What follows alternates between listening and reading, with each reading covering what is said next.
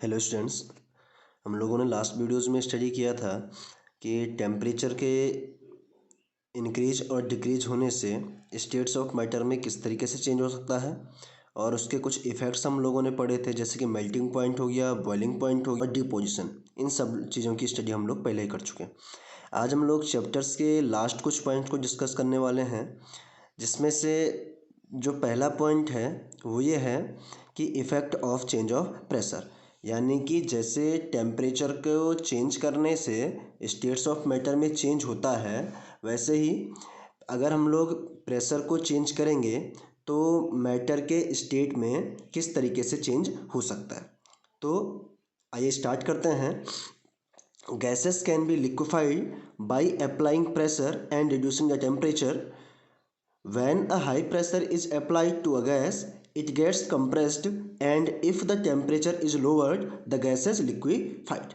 इसका मतलब हुआ क्या, हम लोग गैस को लिक्विफाई यानी कि द्रव में कन्वर्ट कर सकते हैं। कैसे?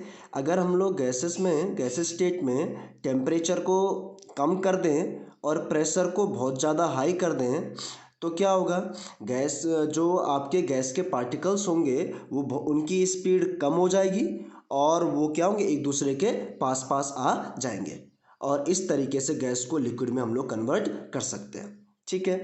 फॉर एग्जांपल, जैसे solid CO2 gets converted directly to gases state on decrease the pressure to 1 atm यानी कि atmospheric pressure without coming into liquid state. This is the reason that solid carbon dioxide is also known as dice. जैसे जो solid CO2 होता है वो द्रव अवस्था यानी कि लिक्विड अवस्था में आए बिना ही से डायरेक्ट किसमें कन्वर्ट हो जाता है, आपके गैसेस स्टेट में, क्योंकि हम लोग वहाँ पे बहुत ज़्यादा प्रेशर को अप्लाई कर देते हैं। इसीलिए यही कारण है या दिस इज द रीजन कि ठोस कार्बन डाइऑक्साइड को हम क्या कहते हैं, शुष्क बर्फ कहते हैं। Is that clear? अब हम लोग स्टडी करेंगे इवेपोरेशन प्रोसेस को। इवेपोरेशन क्या होता है इसको हम लोग एक एग्जांपल से पहले समझते हैं। आप लोगों ने ऑब्ज़र्व किया होगा, जैसे अगर हम लोग क्या करें, एक गिलास पानी लें और उस गिलास को हम लोग उस गिलास में पानी के लेवल को मार्क कर दें। आफ्टर सम टाइम, कुछ समय बाद आप क्या देखोगे कि वो जो पानी का लेवल होगा वो क्या हो जाएगा, आपका डिक्रीज। तो ऐसा वहाँ पे क्या हुआ कि पानी का लेवल डिक्रीज हो गया, तो उसको हम लोग क्या कह सकते हैं, इवेपोरेशन की प्रोसेस से समझ सकते हैं। अब क्या होगा, इवेपोरेशन क्या होता है, the process of conversion of a substance from the liquid state to the gases state at any temperature below its boiling point is called evaporation. यानी कि किसी सब्सटेंस का लिक्विड स्टेट से गैसेस स्टेट में change होना, वो भी कब, जब उसका बॉइलिंग वो भी किस किस केस में, उसके बॉइलिंग पॉइंट से कम टेम्परेचर वाले केस में, तो उसको हम लोग इवेपोरेशन कह सकते हैं। यानी कि जो लिक्विड है वो बॉइलिंग पॉइंट से नीचे किसी भी टेम्परेचर पे किस में कन्वर्ट होने लग जाएगा, आपका वेपर में, तो उस प्रोसेस को हम लोग क्या कहेंगे, इवेपोरेशन। ठीक है। और इवेपोरेशन जो है, सबसे इंपॉर्टेंट पॉइंट क्या होता है इसमें, इवेपोरेशन एक सरफेस यानी कि सतह पर होने वाली क्या है, एक घटना यानी कि फिनोमिना. Is that clear?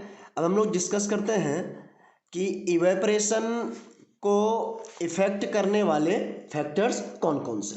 तो इवेपोरेशन को इफेक्ट करने वाले हमारे पास जनरली 4 फैक्टर्स हैं। पहला जो है वो सरफेस एरिया, दूसरा जो है वो है टेम्परेचर, तीसरा जो है ह्यूमिडिटी और चौथा क्या है, स्पीड ऑफ विंड. तो आइए इनको एक एक कर हम लोग डिस्कस करते हैं। सबसे पहला है सरफेस एरिया. आप लोगों को पता है कि जो इवेपोरेशन है वो एक सरफेस फिनोमिना है। तो अगर हम लोग सरफेस एरिया की बात करें तो अगर सरफेस एरिया इंक्रीज होगा तो आपका इवेपोरेशन भी क्या हो जाएगा, आप इंक्रीज हो जाएगा।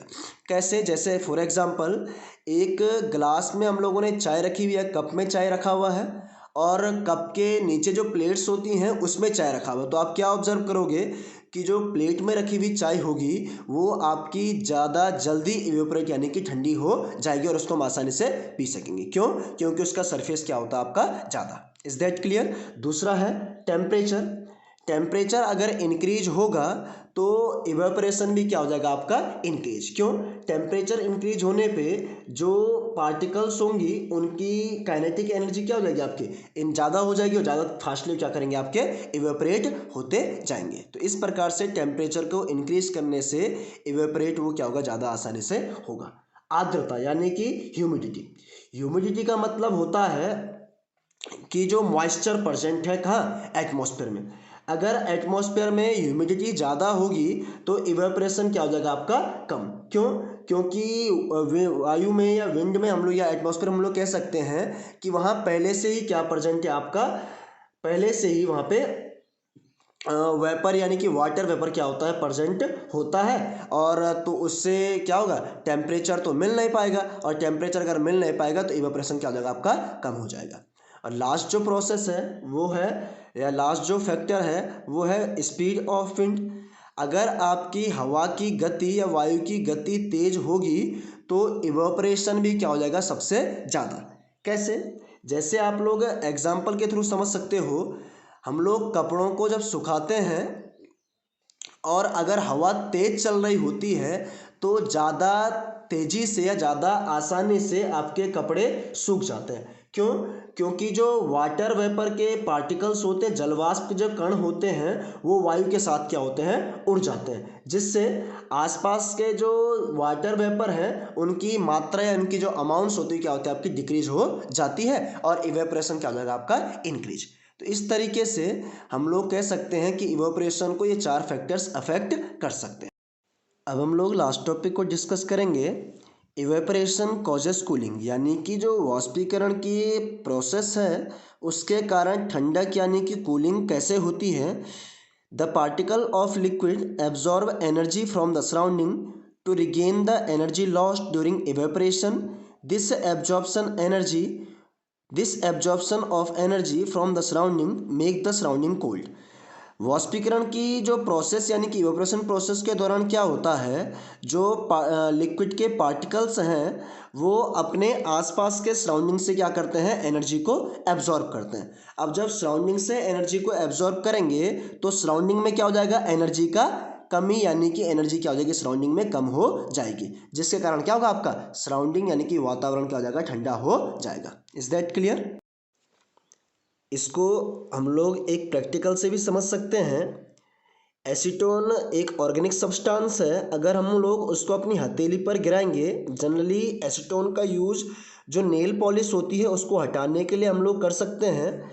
हम लोगों ने क्या किया, एसीटोन को अपनी हथेली पे गिराया तो क्या होगा आप लोग देखोगे कि आपके हाथ जो या हथेली जो होगी वो ठंडक यानी कि कूलनेस को महसूस करेगा। क्यों?